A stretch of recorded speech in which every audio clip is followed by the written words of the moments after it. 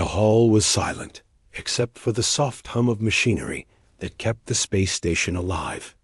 Humans and aliens alike had gathered for a showcase of culture and talent, a rare chance for different species to see the finest performers of the galaxy. Among them, the famous pianist held court near the center stage. His reputation had spread across systems, and his arrogance was as well known as his skill. He smiled down at the human girl standing nervously near the keyboard. She had traveled from a small colony on a distant planet, one of the few human settlements on the edge of explored space. The journey had been long and exhausting, but she carried with her a single purpose: to play. The audience murmured, their attention partly on the famous pianist, partly on her. She could feel their curiosity and skepticism pressing on her chest. "You are certain you can handle this?" the pianist said, his voice carrying across the hall. It was not a question, but a challenge. He looked at her with a faint smile, as if amusement alone could decide the outcome. She nodded, trying to steady her trembling hands. The lights reflected off the polished surface of the keys, and she drew a slow breath. Her name was Lila, a child of human determination and instinctive creativity. She had trained on instruments both conventional and experimental, sometimes in isolation, sometimes in small, private audiences. Her music had always been about more than notes. It was about the story behind the keys, the emotions that words could not convey. Now, in a hall filled with skeptics and admirers of other species, she would have to show that humans were not to be underestimated. The pianist laughed softly, a sound meant to discourage rather than entertain. "This will be amusing," he said, and the audience chuckled in sympathy or expectation. Some leaned back, expecting a performance that would confirm their doubts. Lila ignored him and closed her eyes for a moment, listening to the rhythm of the station around her, the quiet whir of the life support systems, the distant hum of ships docking. She let the sounds fill her mind and heart. Then she began to play. The first notes were soft, almost hesitant, as if testing the boundaries of the keyboard. But there was a distinct clarity, a human touch that the machine-like precision of other performers could not replicate. Her fingers moved gracefully, guided by instinct and emotion. The melody grew, weaving itself through unexpected harmonies, mixing minor and major tones in a way that felt both alien and familiar. The audience stiffened, sensing the shift. Even the famous pianist paused, his hands hovering over the keys as he realized this was no ordinary performance. Lila's music carried a resonance that seemed to touch something deep inside every listener, a pulse that connected human experience with the vastness of space.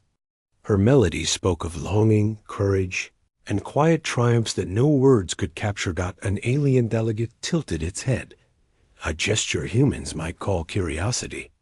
Others leaned forward, drawn by the emotion behind each note. Layla did not rush, nor did she repeat what she had played before. Each chord was deliberate, each pause meaningful, as if she were telling a story one heartbeat at a time. The station, normally full of mechanical hums and programmed lights, seemed to slow. Listening, the famous pianist's smile vanished. He watched her, trying to anticipate her next movement, but her performance defied expectation. She did not play for applause, nor for recognition. She played to express, to communicate, and the clarity of her humanity shone through each note. It was impossible to ignore. Minutes passed, though they felt like hours. Lila's fingers danced across the keys, creating layers of sound that rippled through the hall and beyond. Listeners felt as if they were floating through starlit corridors, passing through memories of distant worlds, of human colonies that clung to life in places few others would go. The music captured the tension of survival, the joy of discovery, and the unbroken hope that had defined humans since their first steps off their home planet. The famous pianist attempted to continue playing alongside her, adding conventional flourishes, but it was futile. His notes sounded hollow in comparison, precise but devoid of the emotional thread she had woven. The audience noticed, and whispers spread like a gentle wind.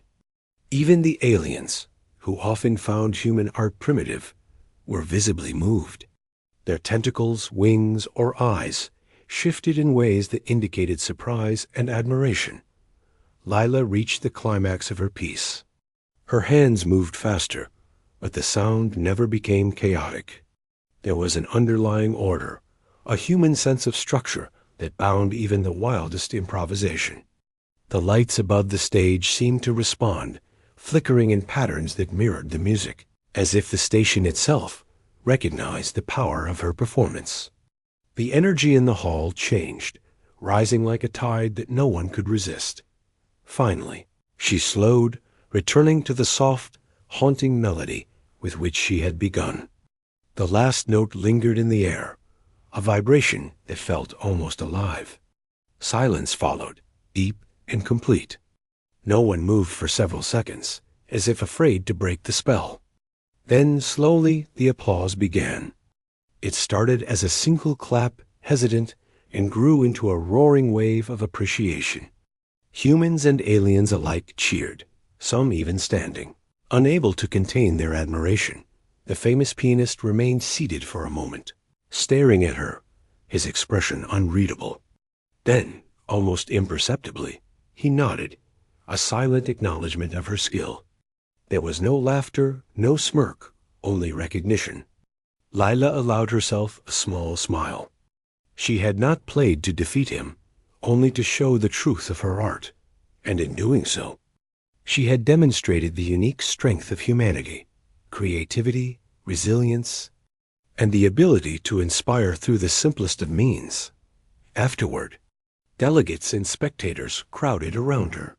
Many wanted to know how a human could create music that transcended species, that carried the weight of emotion across cultural and biological divides. She spoke modestly, saying only that she played what she felt, listened to what she saw, and let her instincts guide her. It was a simple answer, yet one that left listeners pondering the depths of human potential. The station commander, a stern figure with metallic limbs and glowing eyes, approached and offered a rare compliment. "You have done something remarkable today," the commander said. "You have reminded all of us why humans are valued, not just for their labor, but for their spirit." Layla nodded, understanding the weight of those words. Recognition from the command hierarchy of a multi-species station was significant, yet she remained grounded. She had not sought fame, only the chance to share her gift. Back in her quarters, Lila reflected on the day. She thought about the laughter that had preceded her performance, the skepticism, and the weight of expectation. Yet through it all, she had remained true to herself. Music, she realized, was not merely a collection of notes, but a bridge one that humans could use to connect, to inspire, and to remind others of their resilience and ingenuity out across the galaxy. Whispers of her performance began to spread. Reports reached colonies far and wide, telling of a human who had moved a diverse audience with a single song. Humans, often underestimated by other species, began to receive invitations to share their culture and art in ways that had been rare before. Lila's performance became more than a personal achievement. It became a symbol of what humanity could offer when it embraced its creativity fully. Weeks later, the famous pianist returned to perform at another station. The story of Lila's performance had traveled ahead of him. When he began to play, he did so with caution, aware that human potential could no longer be underestimated. Audience members whispered about the previous encounter, their eyes sometimes darting toward the human who had shown them all a new standard. Though Lila was not present, her influence lingered, a quiet reminder of the unexpected power humans carried. Back on her colony, Lila continued to practice and explore new musical ideas. She experimented with instruments that mimicked alien sounds, attempting to blend them with human techniques.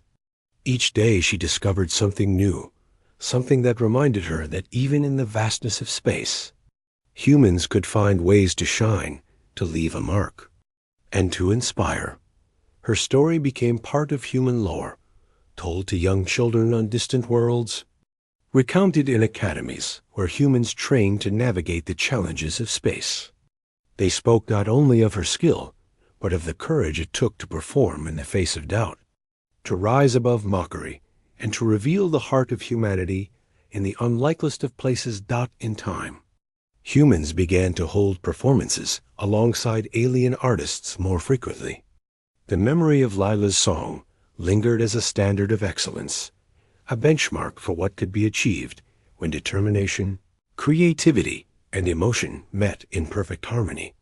And while many humans would play beautifully, all knew that there had been one who had reminded the galaxy of the human spirit, and in doing so, changed the perception of a species that had often been underestimated. The station continued its routine.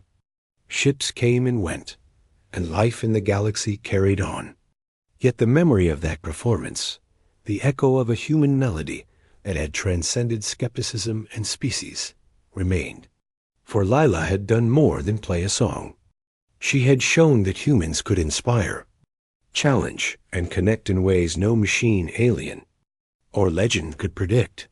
Her fingers rested on the keys in quiet moments, sometimes improvising small tunes for herself.